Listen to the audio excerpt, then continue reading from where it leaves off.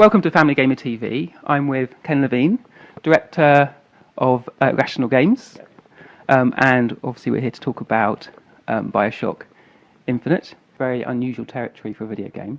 How do you think that message is going to get out beyond maybe a core gamer, just a more of a mainstream audience? But I think it's what separates Infinite and Bioshock games in general from the other games is that the kind of themes we take on, the kind of cultural, artistic, political, technological, philosophical themes we take on, but it's not done in a dry way. I mean, you just have to see the world for for a few seconds to see the kind of color and life that we bring to it, and it's a lot of humor, and there's a lot of it's hugely visually interesting too. I think that's something about it. We have a great, amazing art team that really brings this world to life, and you really feel like you're in 1912. It really, there's a moment in the game where you sort of come out of this flying city and you just see this weird combination of something that seems very, old, turn of the century, a previous century, but also futuristic in the sense that buildings are sort of flying into place, and these freight containers are going by, and these skylines. But also, people are wearing, women are wearing their hats and those big dresses, and guys are, dressed in their Sunday best, and it's this really interesting sort of combination. So you talk a lot there about the visuals of the game. Do you think, how important do you think that is as we approach another generation of consoles and everyone's getting excited about the graphics getting better? Does that make a difference, or is that sort of a sidetrack? I mean, I think I think this generation was very important in the sense that I think it was the first generation that people who weren't gamers could look at games and appreciate them for their visuals. Where, like, I think my parents, for instance, when they, I've done games for a long time, and like I'd look at a game, like we did a game many years ago called System Shock 2, and I could look at that game or a game of that period and appreciate the graphics of it, but I think the graphics were too abstract for somebody like my parents to look at it and understand even what was going on the screen. Where now with Bioshock, I think that was the first game they looked at that I made that the graphics were detailed enough where they didn't need to make that sort of leap of faith of understanding, like to take these sort of relatively abstract images and turn into something they could understand. So I think this is the first generation that did that, and that will just get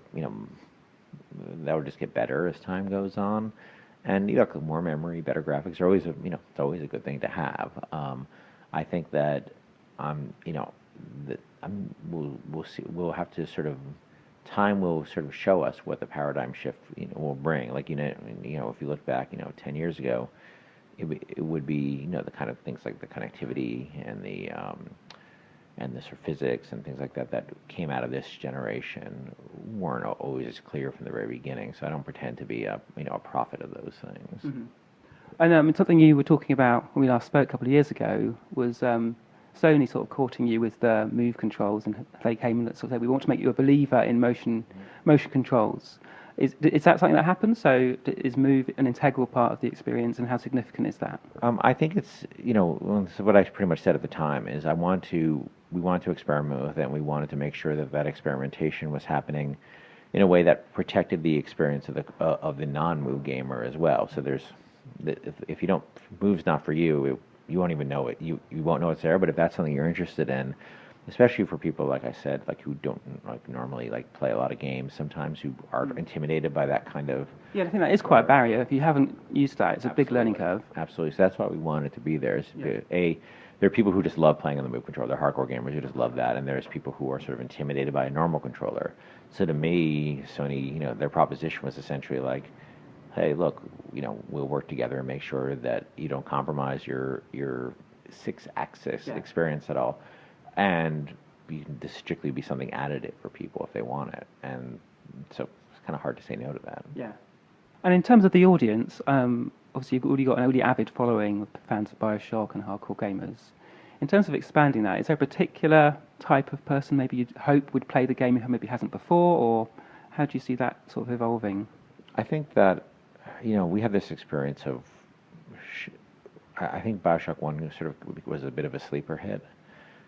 And it didn't have a lot of sort of marketing budget. It didn't have a lot of ability to reach out to people. And I think that whenever we ended up showing it to people, a lot of people, you think gamers would have heard of it in general because it's sort of a fairly well-known franchise amongst hardcore gamers. But I would say the vast majority of people who play games, and the vast majority of people who play games don't buy like 20 games a year. They buy 2 or 3 games a year.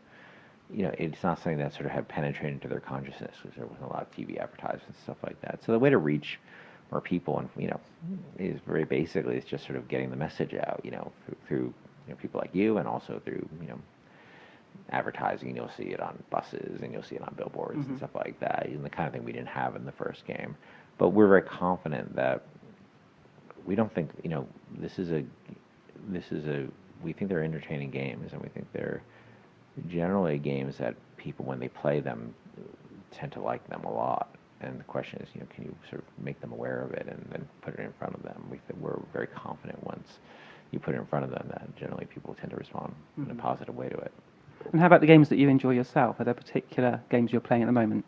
Yeah, I mean, I play a little bit of everything. Like I play like some independent games. Like I'm playing a turn-based war game called Unity of Command. I play a lot of Rocksmith, which is a sort of really cool guitar. Actually, my son's just got into that. Oh, it's great. It's great. I'm going to pick up when I get home. I want to play Tomb Raider, and I want to play.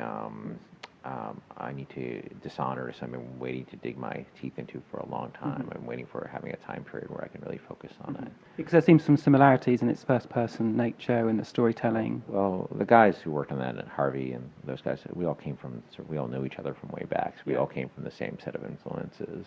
And how about The Last of Us? Because it seems to have, in terms of having a player and a supporting character, there seems to be some similarities there between Ellie and Elizabeth. Is that something you've looked at? Or? Yeah, I mean, relationships are, having games that have relationships to me are always going to be something that's interesting, because it's something that games haven't had a lot of. So, the more the merrier. Great. Well, thanks for your time. Really appreciate it. That's what we've got time for this week on Family Gamer TV. But we'll be back with more soon.